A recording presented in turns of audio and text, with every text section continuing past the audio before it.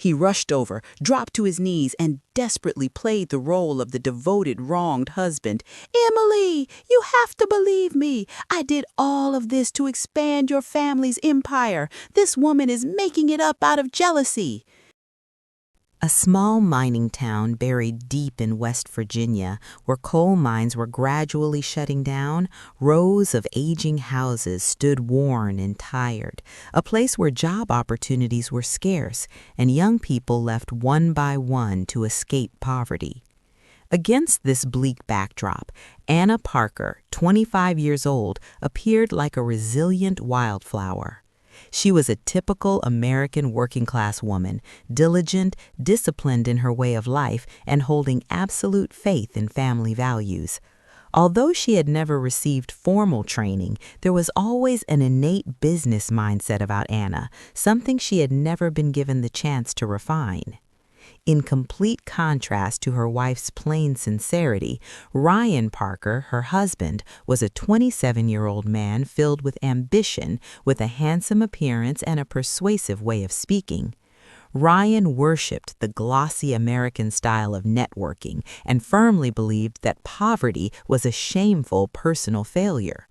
That belief was precisely what pushed their family tragedy to the edge of the abyss. Ryan had an affair with Emily Carter, the daughter of a wealthy family that owned a retail chain in Pennsylvania. To Ryan, Emily was not merely a lover, but a ticket out of the swamp of financial hardship. The day Ryan left, he abandoned Anna, leaving her stranded with their daughter Melissa, who had just turned 1 year old. In the months that followed, Ryan quickly remarried, changed his phone number, and cut off all contact. Not a single dollar of support, not a single word of concern. He erased the existence of his wife and child as if they had never appeared in his life at all. Standing before the cold, empty house, looking at her innocent child sleeping soundly, Anna knew she could not collapse in this dying town. In a moment of decision, she sold the old car, the only valuable asset she had left, and scraped together a mere $1,500 USD. Anna carried Melissa onto a bus bound for New York, accepting life squeezed into a cramped, damp studio apartment in Queens. Beneath the glittering yet unfamiliar lights of the big city, Anna held her child tightly in her arms, swallowed her tears, and made herself a hard, unyielding vow.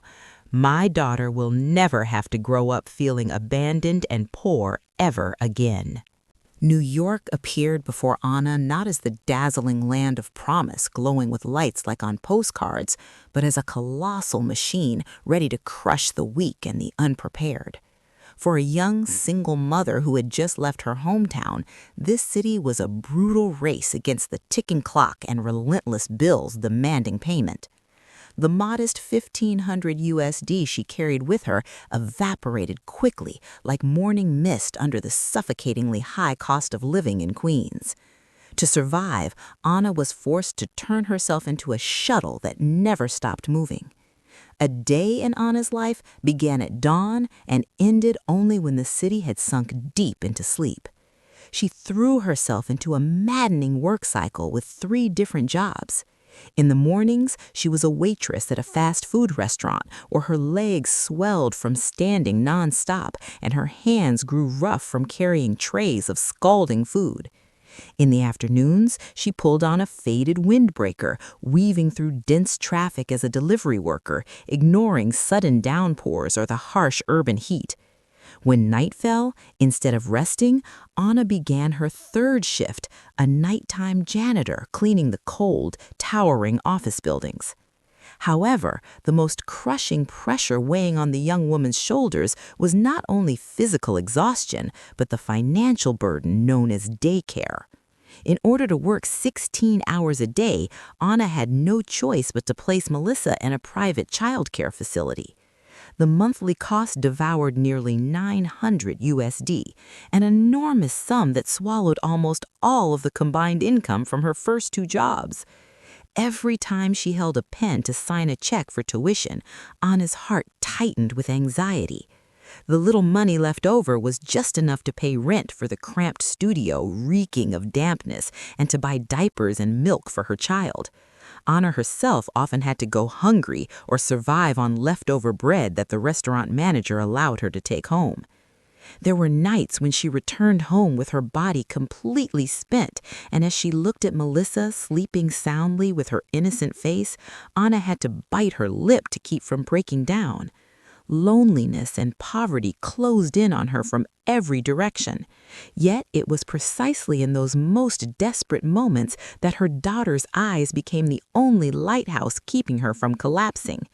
She accepted the lowest kinds of work, endured the disdain of others, all in exchange for a faint glimmer of hope for her tiny child's future. Amid the harsh grind of survival that drained her strength through 3 exhausting jobs, Anna found a small personal refuge in her second job, a seasonal sales associate at a mid-range fashion store on a busy street corner. At first, her duties were simple: folding clothes, cleaning fitting rooms, and watching out for petty theft. However, while other employees often scrolled through their phones or gathered to chat when customers were scarce, Anna's eyes never stopped observing. She saw what others overlooked: the chaos in the store's layout and the confusion in customers' eyes. Her innate business instinct, never sharpened by any formal schooling, began to awaken powerfully within her. Anna realized that the store was wasting golden display spots on outdated items, while newly arrived coats were shoved deep into dim corners lacking light. Refusing to accept that stagnation, she began to act on her own during her shifts. Anna quietly adjusted the displays. She moved the mannequins closer to the storefront windows, angling them at 45 degrees to catch the attention of passersby instead of leaving them stiff and dull. She did not stop there. Anna spent time carefully observing customer shopping behavior. She noticed that many women buying shirts would hesitate in front of the accessories counter, then walk away because they did not know how to coordinate them. Immediately, an idea sparked: offering product combo suggestions. She proactively hung silk scarves right next to solid-colored blazers or placed slim belts beside rows of one-piece dresses. She was not just selling a single item, she was selling customers a complete solution for their appearance. The results came fast and were shockingly clear. Inventory items that were once expected to be discounted were suddenly sold out when placed correctly and paired with the right accessories. Customers lingered longer in the store and spent more freely because choosing outfits had become so easy. Within just few short weeks of applying Anna's arrangement strategy, the store's revenue surged by 20 to 25%, a record figure the owner had never seen in years of business. From an anonymous store clerk, Anna had quietly proven that behind the worn exterior of a struggling single mother lay the sharp mind of a true retail strategist waiting to awaken. On a bleak Tuesday afternoon, when foot traffic was usually sparse, the store where Anna worked welcomed an unusual visitor. Michael Reed, a 45-year-old man with a composed demeanor and a perfectly tailored suit, stepped in not to shop, but to observe. He moved silently along the aisles, his sharp eyes behind metal-rimmed glasses lingering for a long time on the autumn corner section that Anna had personally rearranged that very morning. He picked up a combo set, a cream-colored cashmere sweater paired with a delicate stone pendant necklace, and gave a slight nod, his expression thoughtful, as if solving a difficult equation. Anna, though busy placing price tags at the cashier counter, maintained her professional manner and walked over. Instead of offering the usual hollow sales pitch, she gently explained to the unfamiliar customer, "The cream tone of the sweater brings out the metallic shine of the necklace perfectly under this warm lighting, sir. I placed them together because it creates a feeling that's warm yet still elegant for early season gatherings." Michael turned sharply to look at the young woman. He noticed her hands, rough from heavy labor, yet in stark contrast were her eyes, shining with intelligence and sharp perception. Michael Reed was no ordinary customer. He was the director of business development at Avalon Wear, a high-end fashion chain dominating the East Coast. He had spent his entire career hunting for real talent, and his intuition told him he had just found a rough diamond hidden among pebbles. "You've never had formal training in visual merchandising, have you?" Michael asked directly, his voice deep, calm, yet authoritative. When Anna nodded shyly, he pulled an elegantly embossed business card from his inner pocket and placed it in her hand. "The way you think about products and understand customer psychology goes far beyond what theory books teach. Avalon Wear needs people with instincts as sharp as yours," Michael said. He made an offer that sent Anna's heart racing, an official position in the sales and marketing department at the company's headquarters. Though starting at the lowest level, more importantly, she would be included in the company's professional training program. To Anna, at that moment, the business card was not just a piece of paper. It was a golden key opening the door out of life's dark basement, the first real ray of hope for her to fulfill her promise of a better life for Melissa. Stepping into the grand headquarters of Avalon Wear, Anna Parker carried only one piece of baggage, the burning determination of a mother with no path of retreat. She began at a humble starting line, sales associate trainee. But unlike her younger colleagues who graduated from prestigious Ivy League schools with glossy MBA degrees, Anna possessed a weapon they lacked, the grit of the working class and a keen intuition forged in real-world conditions.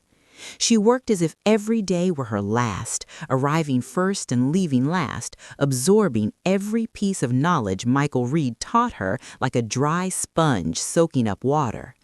After just the first 6 months, Anna shattered every personal sales record, forcing the leadership to break precedent and promote her to regional manager. In this role, instead of sitting comfortably in an air-conditioned office, Anna spent 80% of her time on the road. She plunged into the most heavily underperforming stores, rolling up her sleeves to personally guide staff on display setup and customer psychology. Stores once considered dead suddenly sprang back to life under her coordination, turning glaring red numbers in financial reports into vibrant green growth. 18 months, a period barely enough for an average person to adjust to corporate culture, became Anna's journey of rapid transformation. With her achievements in reviving the entire East Coast retail system, the board of directors unanimously appointed her to a powerful hot seat, Director of Sales. Under Anna's decisive and creative leadership, Avalon Wear reached an astonishing annual revenue of over $300 million USD, an unimaginable figure in a fashion market already saturated. In the fashion world, long known for its superficiality and obsession with background, the name Anna Parker suddenly became a phenomenon. She was praised as a rare self-made woman, a symbol of real-world competence defeating textbook theory. Yet, amid the applause at glamorous shareholder meetings, Anna's resolute gaze was always fixed on a single goal. She understood that every contract signed, every percentage point of growth achieved, was another brick laid to protect Melissa, ensuring that her daughter would forever escape the shadow of poverty that had once haunted her mother. The annual Retail Industry Summit, held at one of Manhattan's most luxurious hotels, was a gathering place for the most seasoned sharks of the business world. Anna Parker, now dressed in a finely tailored suit and carrying the sharp presence of a director of sales, moved confidently among clinking glasses and polite social greetings. She was here to represent the powerful rise of Avalon Wear. Yet fate, with cruel irony, arranged an entirely unexpected script for her right inside this crystal-lit banquet hall. As Anna was discussing market trends with a partner, a hauntingly familiar voice rose from behind her, sending a chill straight down her spine. She turned around and came face to face with the nightmare of her past, Ryan Parker. He stood there, still polished and handsome, a name badge pinned to his chest reading Ryan Parker, Operations Manager. He had climbed into the position of Chief Operations Manager for the retail conglomerate owned by his new wife's family, Emily Carter. The moment their eyes met, time seemed to freeze. In Ryan's eyes flashed absolute shock. He could not believe what he was seeing. The rustic, impoverished wife he had once heartlessly abandoned in a dead coal mining town now stood on equal footing with him, shining even more brightly than he did in this upper-class world. The surprise made the wine glass in Ryan's hand wobble, nearly spilling, but the instincts of a man who survived on pretense and scheming kicked in quickly. In an instant, Ryan suppressed his panic and replaced it with a terrifyingly perfect social smile. He stepped forward and extended his hand with polite composure, as if there had never been a cruel separation. "Anna, I never imagined I'd see you here. You look amazing," Ryan said, his voice low and warm, heavy with fake remorse. He quickly glossed over the past with a few hollow apologies about youthful recklessness and wrong choices. But before Anna could even respond, Ryan revealed his true intent. He lowered his voice, his eyes glinting with calculated pragmatism. "I've heard Avalon Ware is growing very well. I think, given our current positions, we could discuss a mutually beneficial partnership. After all, we were once family, weren't we?" The cooperation proposal was delivered lightly, exposing the sheer shamelessness of a man who had abandoned his wife and child without a single word. Anna's heart tightened, not from emotion but from the surge of disgust at the clumsy performance of her former husband. She maintained a cold, polite smile, courteous enough not to draw attention in the elite crowd, yet distant enough to draw a clear line. Ryan, blinded by his excessive self-confidence, seemed oblivious to that wall of ice. He quickly pressed closer, offering her a glass of champagne and steering the conversation into deeper corners of business, completely ignoring the existence of his biological daughter, whom he had never once asked about. Beneath the surface of concerned small talk from an old acquaintance, Ryan began to slip in probing questions full of calculation. He skillfully mentioned sensitive internal information about Avalon Ware that should have been absolute trade secrets, from logistics processes and exclusive supplier lists to profit margins of the newest winter product line. He pretended to lament the supply chain struggles of his wife's family company, then subtly drew strategic pricing comparisons, hoping to lure Anna into lowering her guard and revealing the secrets behind Avalon's success. Anna stood there, fingers tightening around the stem of her glass until her knuckles turned white, silently observing the man who had once been her entire world. She realized a stark and painful truth. In those amber-colored eyes, there was not the slightest trace of remorse or guilt. Instead, what burned fiercely in Ryan's gaze was the dark fire of greed and envy. He was not happy for her success. He was furious. He felt threatened and humiliated by the sight of the woman he had once regarded as trash, as a burden in his way, now shining more brilliantly than his own future. Anna shuddered as she understood that the man before her was no longer merely a heartless ex-husband, but had become a predator on the business battlefield, sharpening his knife, ready to stab her in the back once again for the sake of his personal ambition. In the days following the Manhattan Conference, Anna's uneasy intuition quickly transformed into a living nightmare reflected directly in the business reports. The atmosphere at Avalon Ware headquarters, once charged with victorious momentum, suddenly sank into a strange and anxious tension. Incidents that could not be explained by normal market rules began appearing in rapid succession, like hidden undercurrents threatening to drag a speeding ship beneath the surface. The first shock came in pricing. Avalon Ware's key autumn product line had just hit the shelves when it was immediately ambushed. The retail chain, owned by Emily Carter's family, now under Ryan's operational control, suddenly launched a collection with designs up to 90% similar but priced 20% cheaper. This was not ordinary price competition, but a deliberate act of dumping, willing to take losses to seize market share. Anna stared at the plunging sales charts in core stores, her brows knitting tightly. How could they produce so quickly if they had not known Avalon's designs months in advance? Before she could recover, the next disaster struck from the marketing department. A large-scale Thanksgiving campaign, something Anna and her team had secretly nurtured for half a year, suddenly became meaningless.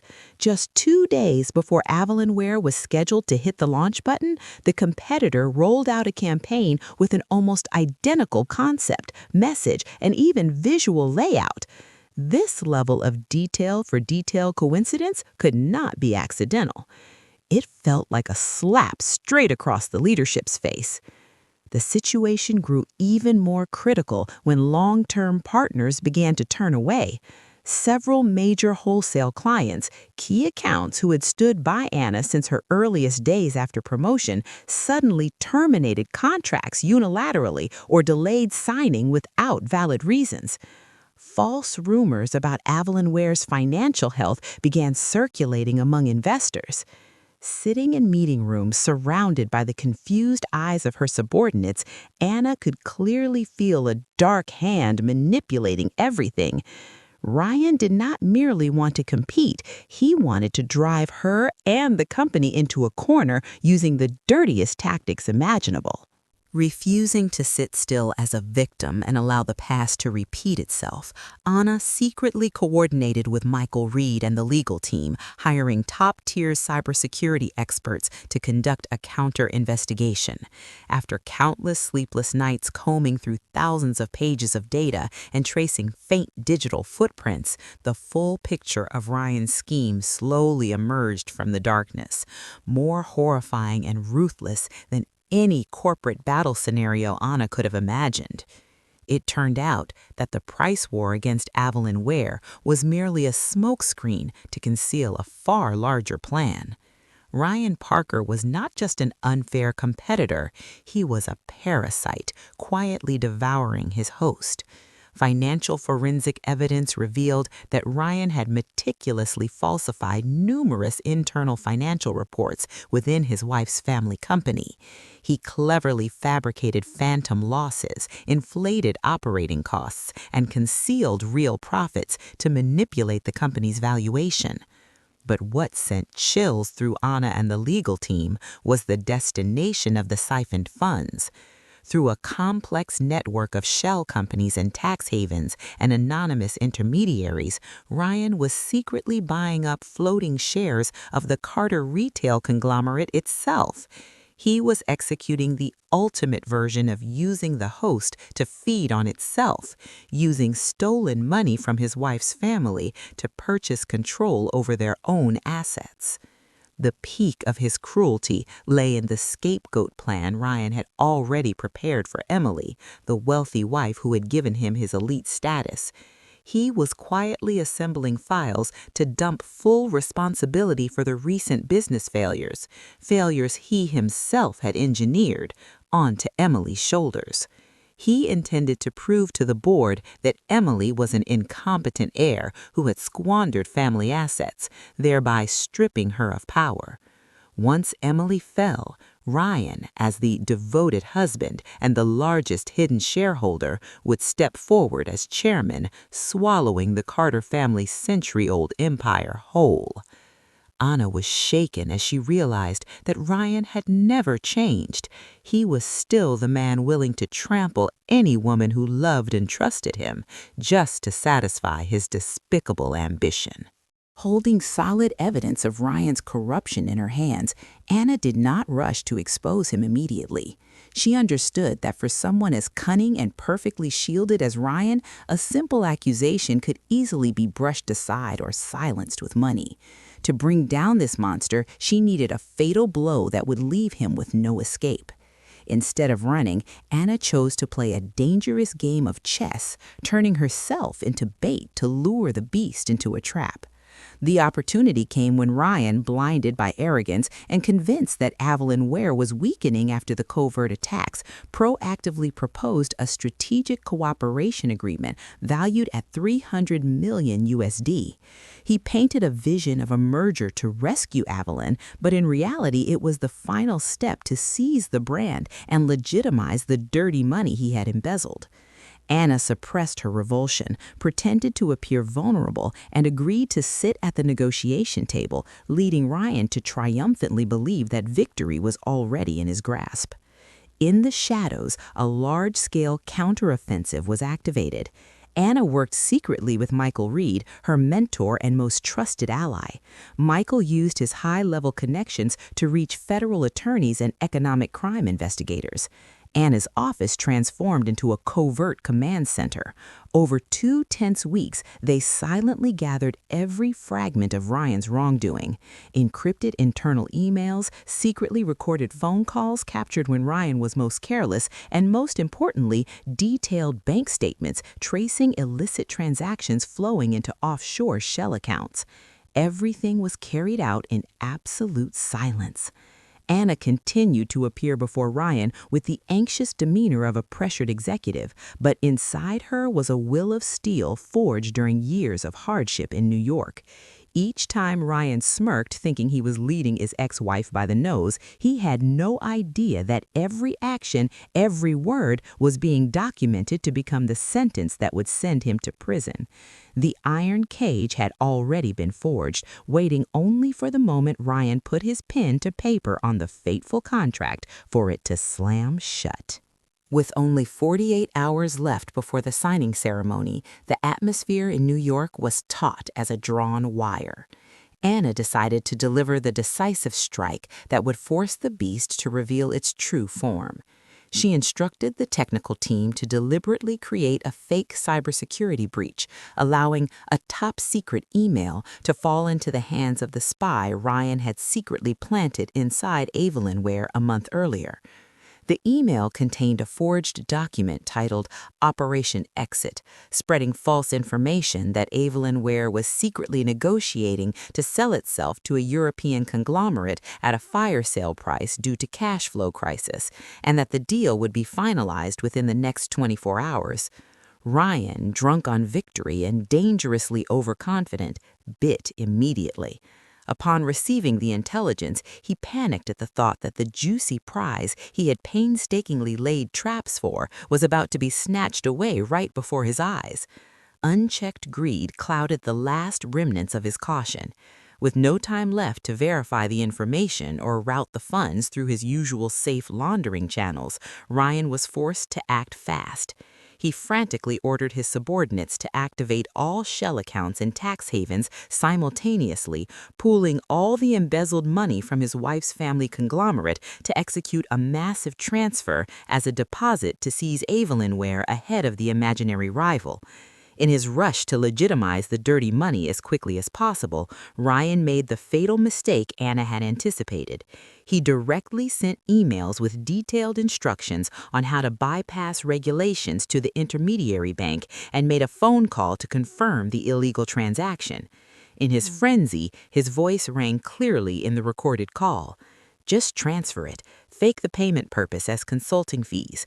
Emily and those old men on the board will never know where the money went.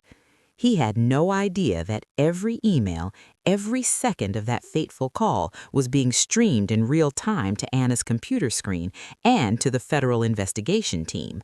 Ryan did not merely expose himself as an embezzler. This hasty action constituted federal-level financial fraud and money laundering with irrefutable evidence. The final piece of the puzzle was complete. The perfect trap snapped shut, locking the beast inside just before it could bare its fangs. The signing ceremony of the merger of the century took place in the ceremonial hall on the 50th floor of the financial tower, overlooking the arrogant sweep of Manhattan. Camera flashes from reporters fired nonstop, and Ryan Parker stood at the center of attention, wearing the smile of a victor. He adjusted his silk tie, held an expensive fountain pen in his hand, and cast a condescending glance at Anna as if to say, "In the end, you still lost to me." He believed that with this single signature, Evelyn Ware would be his, and the dirty money he had transferred the day before would be completely laundered. But just as Ryan was about to lower the pen on the contract, Anna suddenly raised her hand, signaling for him to stop. The air in the room instantly froze. Instead of signing, Anna calmly pressed a button on the remote control. The massive projector screen behind Ryan flickered off the company logo and was replaced by a web of financial flowcharts and enlarged confidential emails. The entire hall erupted in gasps. Anna's voice cut through the silence, sharp and unwavering. "Ryan, before you sign the future, I think you should explain the past of these funds first." Immediately, the sound system played the recording of yesterday's fateful phone call. Ryan's panicked yet greed-filled voice echoed through the room. "Just transfer it. Emily and those old men on the board will never know." Ryan froze. His pen slipped from his hand and clattered onto the wooden floor. His face drained of all color. He roared and lunged toward Anna, trying to snatch the microphone. "You set me up! Turn it off right now!" But before he could reach her, the large doors of the hall burst open.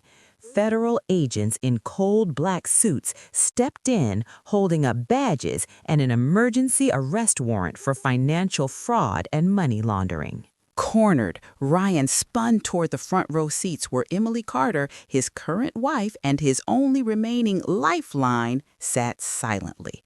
He rushed over, dropped to his knees, and desperately played the role of the devoted, wronged husband. "Emily, you have to believe me. I did all of this to expand your family's empire. This woman is making it up out of jealousy." He clung to the hope that Emily's innocence and blind love would shield him from the law. And that was the moment the most shocking twist occurred, one that shattered Ryan completely. Emily Carter slowly stood up, but there was no confusion or fear on her face as Ryan had expected. Instead, there was utter disgust. She pulled a thick stack of files from her handbag and threw them straight at Ryan's face. Photographs scattered everywhere, not business photos, but private investigator shots of Ryan heartlessly abandoning Anna and her child in the mining town years ago, along with evidence of him secretly transferring Emily's personal assets into the accounts of a new mistress. "I'm not as naive as you think, Ryan," Emily said, her voice icy, razor sharp. "I've suspected you for a long time, and it was Anna who helped me see the truth. You didn't just steal from my family. You're a despicable man who threw away your wife and child like garbage." In front of the entire board and the press, Emily declared firmly, "As chairwoman of the board, I hereby terminate you from all positions at Carter Retail. My lawyers will deal with you regarding the divorce and asset embezzlement charges right here." Ryan Parker collapsed onto the floor, his eyes vacant as he looked around. His career, reputation, wealth, and family, all of it vanished within a matter of minutes. He looked up at Anna, the woman he had once despised, now standing above him, gazing down with the eyes of a righteous judge. No curses were needed. Anna's silence and the cold click of handcuffs locking around Ryan's wrists were the most brutal sentence a betrayer's life could receive. The back door of the police van slammed shut, the dry, hollow sound like a judge's gavel coming down on the life of Ryan Parker. He was escorted away amid a forest of camera lenses, but this time not to glorify a successful businessman, rather to capture the pitiful image of an economic criminal. Ryan now faced not only a long prison sentence for federal fraud and money laundering, but also a cascade of massive civil lawsuits demanding compensation from the Carter Corporation. Emily, the woman who had once loved him, ruthlessly froze all of his assets, pushing him into literal, absolute destitution. From a man who had always arrogantly believed that poverty was a shameful personal failure, Ryan now tasted what it meant to lose everything: honor, career, freedom, and family. Left behind within the cold, claustrophobic walls of a prison cell, he gnawed on late-blooming regret, finally realizing that it was his own betrayal and boundless greed that had dug the grave and buried his future with his own hands. After the storm had passed, the skies over Avalon Weir became clearer than ever.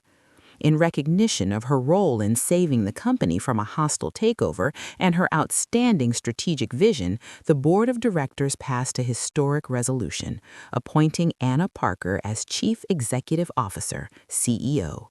From a former seasonal sales clerk, Anna had officially become the captain steering a ship generating hundreds of millions of dollars in revenue. But Anna's greatest victory was not the title printed on her business card. Holding her well-earned bonus in her hands, the very first thing she did was sign a contract to purchase a spacious 1,200-square-foot apartment in a quiet Brooklyn neighborhood, complete with a balcony overlooking a breezy suspension bridge. It was not merely a home, it was a safe fortress, a testament to the financial independence she had built with sweat and tears for her daughter. That afternoon, New York's honey-colored sunset bathed the red brick streets in warm gold. Anna stood waiting at the gates of the kindergarten, her trench coat fluttering lightly in the autumn breeze. When the dismissal bell rang, little Melissa, now taller, brighter, and glowing with life, squealed with joy at the sight of her mother, throwing herself into Anna's arms like a fledgling bird returning to its nest. Anna lifted her daughter up, breathing in the peaceful scent of her hair, then gently set her down so they could walk home hand in hand. The shadows of the two of them stretched long across the sidewalk, steady and side by side. There was no longer the crushing weight of survival, no longer the haunting specter of abandonment, only calmness within the soul.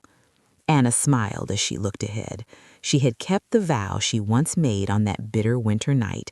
She had not only survived, she had lived a radiant life so that her daughter could walk forward with her head held high beneath the sunlight.